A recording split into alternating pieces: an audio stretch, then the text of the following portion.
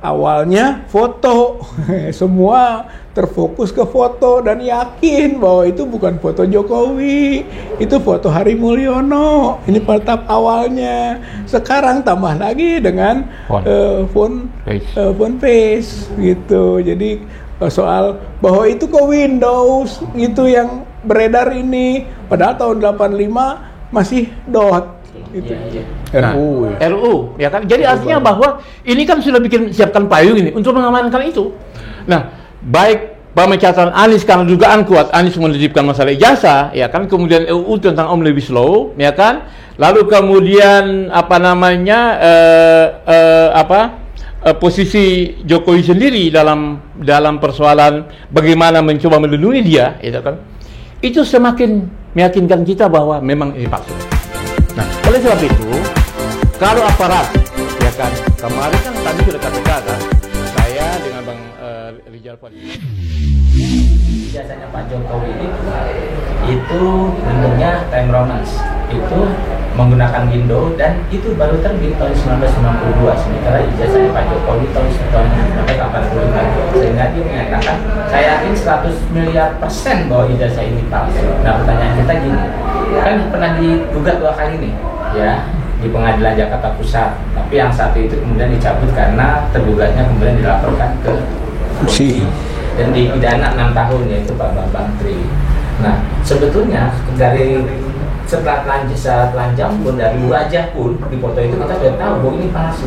Tapi kenapa kok pengadilan seakan nggak berani untuk memutus perkara ini? Kemudian juga kenapa polisi diam saja? Sementara sebetulnya polisi merupakan lembaga yang punya kewenangan paling utama untuk melakukan penyelidikan dan penyelidikan. Silakan dari Bang Rizal. Iya. Kita tahu bahwa polisi juga kejaksaan itu alat kekuasaan politik gitu, jadi tidak dalam posisi yang independen. Sementara Jokowi sendiri adalah seorang presiden gitu kan, dia punya kewenangan untuk bisa menggerakkan polisi, kejaksaan juga. Oleh karena itu pengaruhnya besar. Oleh karenanya pantas kalau ijazah yang dituduhkan kepada Jokowi sebagai presiden sangat sulit gitu untuk bisa dioperasikan alat penegak hukum gitu. Ini terbukti gitu kan bahwa TPUA ya pernah melaporkan ke Bareskrim nggak jalan. TPUA membantu kasusnya Gus Nur dan Bambang Tri di Solo juga pada tahap awalnya dikalahkan gitu kan, seolah-olah memang hoax gitu kan, tapi kemudian kebenaran hukum juga mulai terkuak pada tingkat pengadilan tinggi Semarang dan Mahkamah Agung memutuskan dengan delik lain kesannya, dan seolah-olah atau sekaligus menjadi bahan bukti hukum kita bahwa sebenarnya tidak hoax gitu apa yang dituduhkan oleh Bambang Tri itu gitu. Jadi ijazah palsu tetap ijazah palsu gitu. Itulah putusan hukum dan itu yang dipakai alat bukti buat kita ketika masuk ke Pengadilan Negeri Jakarta Pusat, gugatan kedua gitu. Namun di situ juga rekayasa pengadilan berjalan, belum sampai ke pokok perkara, belum kita bertempur adu bukti, sudah ditutup dengan bahasa need on verklaar atau NO, pengadilan tidak berwenang. Kita juga tidak puas, lalu kita banding, kasasi, sampai sekarang belum diputus kasasinya gitu. Jadi dalam keadaan seperti itu gitu kan, sedang berjalan, menunggu juga proses Bareskrim, muncul gitu kan teman kita ini gitu ya, Pak Dr. Rismon Sianipar tiba-tiba mengeluarkan pandangan berkaitan dengan phone face ijazah dan phone face-nya skripsi gitu, yang cukup mengejutkan dan menambah kekuatan buat kita gitu sebagai alat untuk kemudian menambah kekuatan semangat kita untuk terus menggali tentang pembuktian bahwa memang ijazahnya Jokowi itu palsu gitu. Jadi kelihatannya ini nyambung gitu, ada tambahan energi baru nih gitu ya kan, kita akan gulirkan terus dan kita lanjutkan dengan agenda berikut, bahwa soal awalnya foto semua terfokus ke foto dan yakin bahwa itu bukan foto Jokowi, itu foto Hari Mulyono. Ini tahap awalnya. Sekarang tambah lagi dengan phone face gitu. Jadi soal bahwa itu ke Windows itu yang beredar ini, padahal tahun 85 masih DOT itu ya, disk operating system. Jadi belum ada. Bahkan Dr. Rismon menyebut itu paling IBM, Cintiq IBM. Kita juga saya 85 lulus itu pakai mesin ketik skripsinya, bener itu. Bukan ngarang itu Dr. Rismon. Saya sendiri mengalami mesin ketik, masih bolak-balik ke tukang mesin ketik itu waktu itu gitu ya. Jadi sulit menggunakan komputer ataupun penggunaan apa yang disebut oleh Dr. Rismon IBM itu. Jadi dia yakin dengan persentase yang sangat tinggi palsu, baik itu skripsi maupun ijazah gitu, dengan pendekatan tulisan gitu. Jadi ini menambah Pak gitu kekuatan kita tentang pembuktian gitu. Bisa dianggap sebagai novum baru ya? Artinya kalau novum itu dalam proses peradilan sudah divonis gitu kan, sudah diputus, tiba-tiba ada hal yang baru, temuan. Kalau ini belum gitu. Jadi belum bisa kita kualifikasikan novum, bukan bahasa novum dalam pengertian hukum, tapi novum dalam pengertian bukti baru tambahan bisa gitu. Tapi kalau dalam arti novum untuk bisa membongkar kembali kasus itu bukan itu gitu. Karena ini mah kasus itu masih dalam proses gitu semuanya. Apa yang dikatakan oleh Dr. Rismon itu kan penting nih, bisa membuka. Sangat penting, menurut saya sangat penting, dan itu juga yang akhirnya kita agak apresiasi juga pada dia berani menuduh rektor. Karena rektor sudah menyebut asli, dokumen ada, tersimpan baik, gitu kan, sampai begitu. Tapi kata Dr. Rismon, Pak Bu Rektor, gitu kan, jangan bikin malu UGM, jangan bikin malu para sivitas akademika, jangan bikin malu alumni. Saya ini alumni, gitu kata Dr. Rismon. Saya malu, gitu kan, dengan UGM. Nah, sampai begitu berarti betapa yakinnya dia tentang status ijazah ataupun skripsi palsunya Jokowi. Iya. Kan tadi Bapak mengatakan apa yang dikatakan Rismon ini penting banget. Nah sementara kan bandingnya belum diputus. Bisa nggak itu apa yang dikatakan Pak Rismon itu bisa dijadikan sebagai tambahan alat bukti di banding, proses banding? Kalau banding sudah selesai kita NO tuh. Tapi kalau soal kasasi masih jalan. Kalau kasasi tidak ada bukti baru, nggak boleh. Itu analisisnya atau kajian pure hukum, penerapan hukum, bener nggak? Bukan bukti, nggak bisa kita mengajukan bukti. Gitu. Jadi itu mah udah kita tunggu saja. Dan itu nggak terlalu penting kok. Namanya NO itu tidak berwenang atau tidak diterima, artinya masih bisa masuk.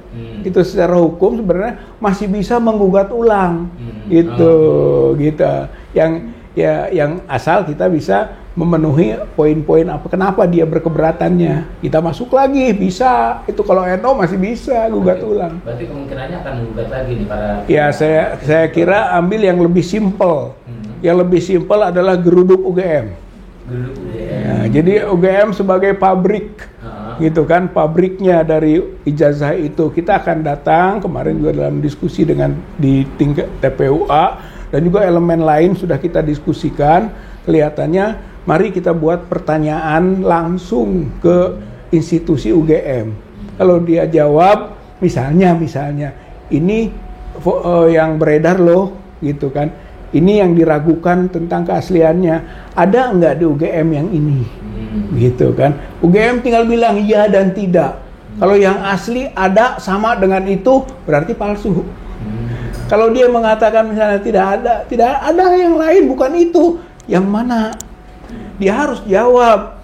Ketika UGM tidak menjawab, maka kita ajukan gugatan ke Komisi Informasi soal keterbukaan informasi publik. Gitu. Kalau tetap saja tidak melaksanakan, UGM kena pidana para pejabatnya. Oke, sekarang ke Bang Muslim Arifin nih, Bang. Ya. Kan selama ini banyak isu bahwa di belakang Pak Jokowi ini ada Amerika, ada Cina, ada oligarki dan lain-lain. Nah, terkait dengan ijazah ini, sulitnya polisi maupun pengadilan menangani ini secara fair gitu ya. Apakah ada intervensi dari pihak-pihak itu, Bang? Ya, jadi gini, intervensi jelas. Ya kan? Ketika Jokowi masih wali kota Solo, ya kan, warga Solo sudah melaporkan kasus Jokowi ke KPK. Itu. Di antara kasus laporan itu adalah Jokowi mengkorupsi, ya kan, mengkorupsi dana pendidikan, ya kan. Dana itu kalau tidak salah 23 miliar, yang terpakai kalau tidak salah ya 10 miliar, sisa 13 miliar. Tapi tidak bisa dipertanggungjawabkan. Satu. Yang kedua, penjualan Hotel Muliawan. Hotel Muliawan itu adalah aset Pemkot Solo, ya kan. Duitnya kemana?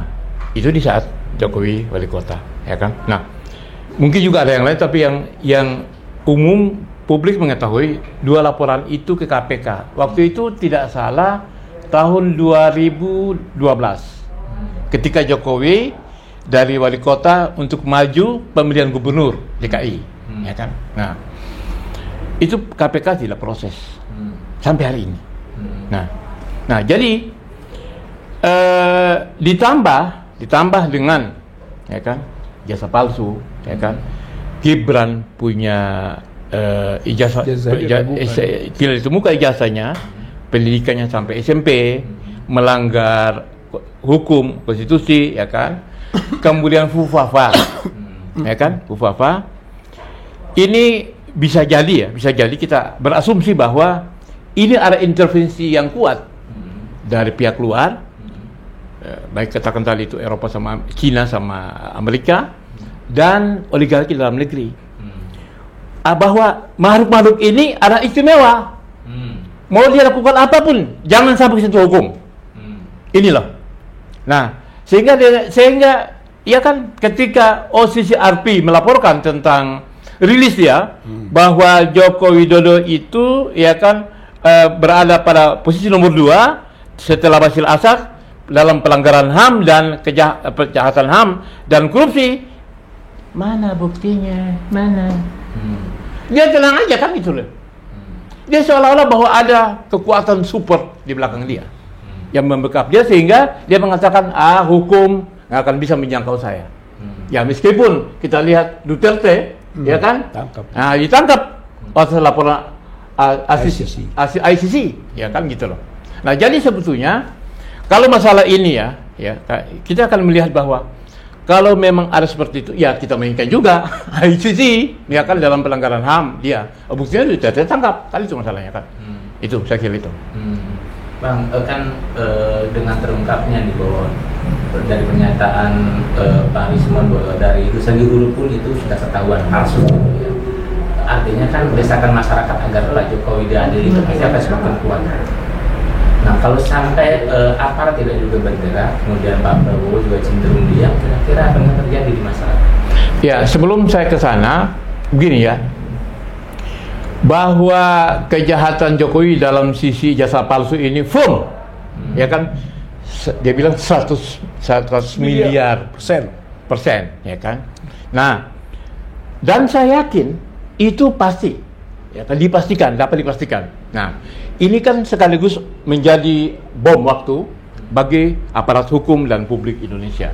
Artinya bahwa selama wali kota, ya kan, sekitar 7 tahun, lalu kemudian menjadi gubernur 2 tahun, ya kan, 9 tahun, lalu kemudian presiden hampir 20 tahun, Indonesia ini dipimpin oleh seorang, ya itu, berijazah palsu. Nah, berijazah palsu, ya kan. Nah, dari ijazah palsu itu, lalu kemudian ketika Anies menteri ini, saya mendengar Anies menteri itu kan 2 tahun. Anies kan termasuk memenangkan Jokowi jadi presiden. Jadi menteri pendidikan 2 tahun, konon katanya mau menertibkan masalah ijazah ASN. Tahu-tahu nggak lama Anies dicopot. Satu, ya kan. Nah kemarin saya ketemu Anies nggak sempat saya tanya kemarin itu karena di forumnya beda itu kan. Nah itu. Nah lalu kemudian ada upaya untuk mencoba bermain di pihak ketika menerbitkan RUU ya kan tentang Omnibus Law. Itu diantaranya mereka sudah menyiapkan bahwa yang berijazah palsu itu tidak dipidana.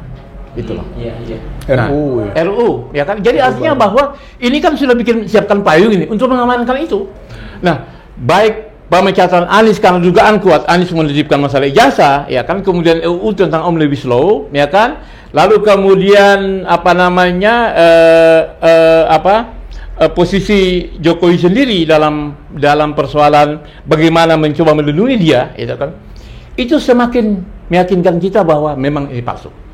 Nah, oleh sebab itu, kalau aparat, ya kan, kemarin kan kami sudah KPK kan. Saya dengan Bang Rijal Fadila sama Azam Khan sudah menyetor hasil sidang, ya kan, PN, ya kan, dan PT ke KPK bahwa kejahatan Jokowi itu diawali dari sini. Dari ijazah palsu. Dari ijazah palsu. Ijazah palsu ini kan dia berarti merekayasa memalsukan dokumennya dia untuk menjadi wali kota, menjadi gubernur, dan menjadi presiden.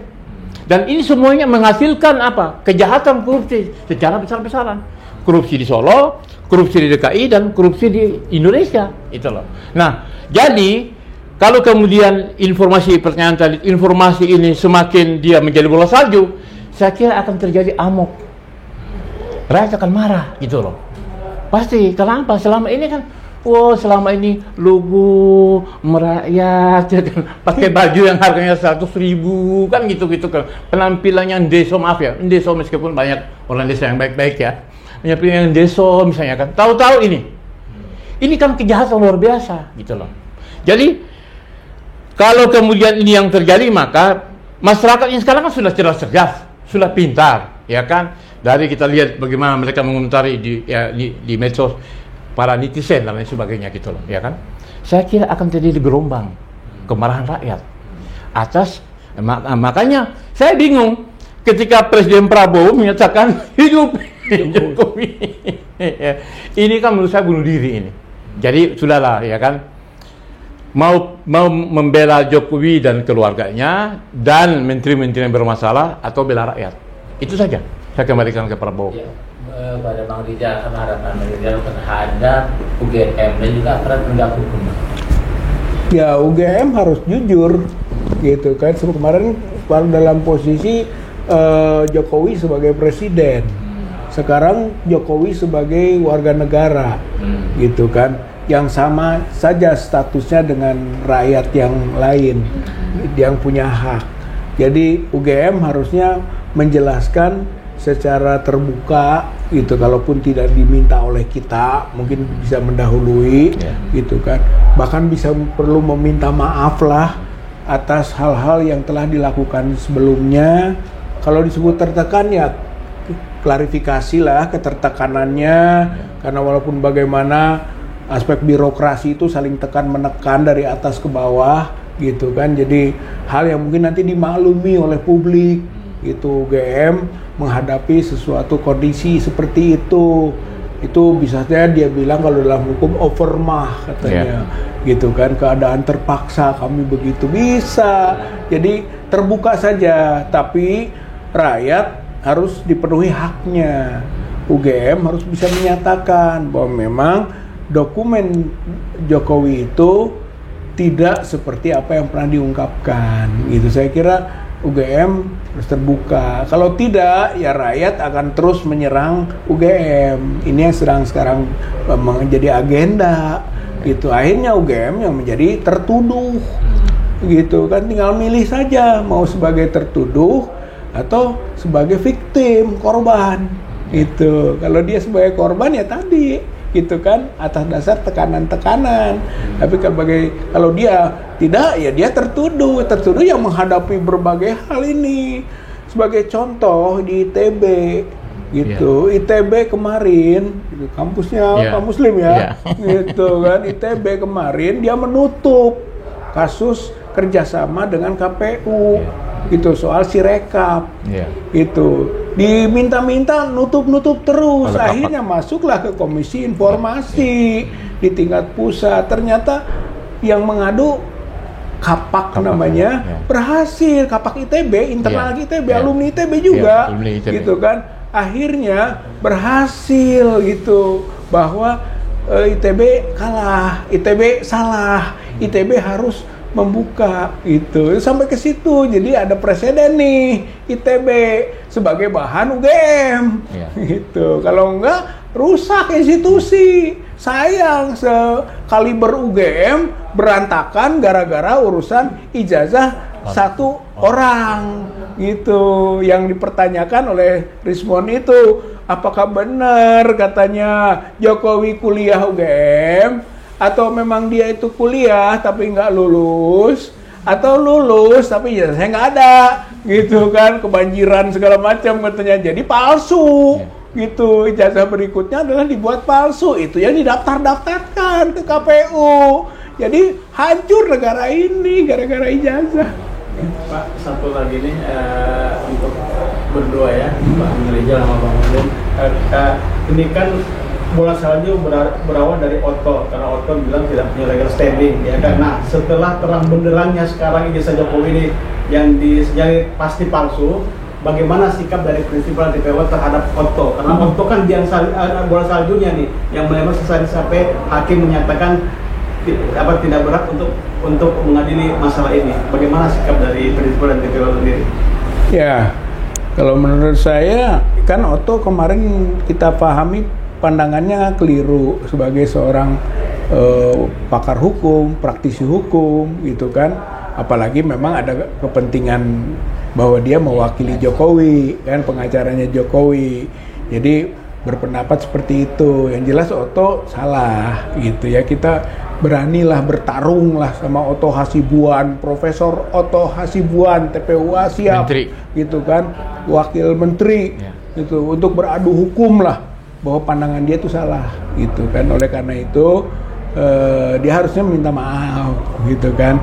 Dia harus mencabut kembali bahwa soal legal standing di perdata itu nggak penting legal standing, siapapun berhak untuk menggugat, gitu kan, bahwa pengadilan juga bukan memutuskan bahwa kita tidak punya legal standing, ingat itu. Jadi dia melanggar sendiri putusan pengadilan. Yang diputus oleh pengadilan adalah dia tidak berwenang, bukan soal legal standing. Legal standing kita absah, boleh loh. Nanti kalau misalnya tidak benar, diputuskannya terakhir. Tapi kalau putusannya sela, gitu kan, sampai disebut dengan NO itu, dengan putusan sela, berarti bukan saya legal standing. Jadi kalau Otto mengarahkan ke legal standing, nggak bener Otto. Dia manipulasi hukum, manipulasi putusan pengadilan, gitu. Jadi kita bisa melakukan kalau ada hal-hal yang bisa mencemarkan nama baik, gitu kan, misalnya yang dituduhkan Prof. Egy yang disasar gitu kan, langsung disebut namanya, karena tercemarkan bisa lapor itu ke polisi untuk Otto, gitu. Jadi bukan tidak punya akibat hukum kalau mau. Kalau Egy-nya, Prof. Egy-nya berjiwa besar, sudahlah dimaafkan Otto, gitu misalnya. Tapi Ottonya minta maaf dong, itu kan bisa begitu ya. Artinya berbaik-baik gitu, sesama rekan sejawat advokat bisa saja gitu. Tapi konsekuensi hukum pasti ada kalau mau, gitu. Jadi sekarang tinggal as you like it, bagaimana maunya Otto. Gitu. Jadi Bang, bukannya kalau apa yang dikatakan pengacara di persidangan itu nggak bisa dia menyampaikan di luar persidangan. Di luar bisa di persidangan. Gitu. Coba lihat kan di itu di luar persidangan. Kalau di persidangan nggak bisa, ada kekebalan hukum, gitu kan, advokat boleh ngomong apa saja. Tapi kalau di luar persidangan lain lagi. Dan Otto Hasibuan ngomongnya di luar persidangan itu. Di luar sama di dalam yang ngomong saat. Kalau yang di dalam oke, tapi yang di luar itu kan lain. Videonya muncul itu di luar itu.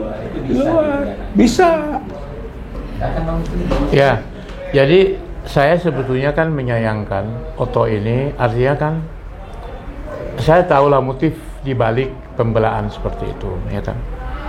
Sebetulnya masalah sederhana, sangat sederhana. Atau dalam hal ini sekelas Otto sebagai yang katakan dia bergelar profesor. Oh gampang, Pak Jokowi, jasa sampean mana ini bagaimana nih, ribut di luar itu kan, sini dong saya unjukin. Jangan bikin pembelahan yang bikin. Selesai. Pak Presiden mana jasa sampean, mana gitu loh.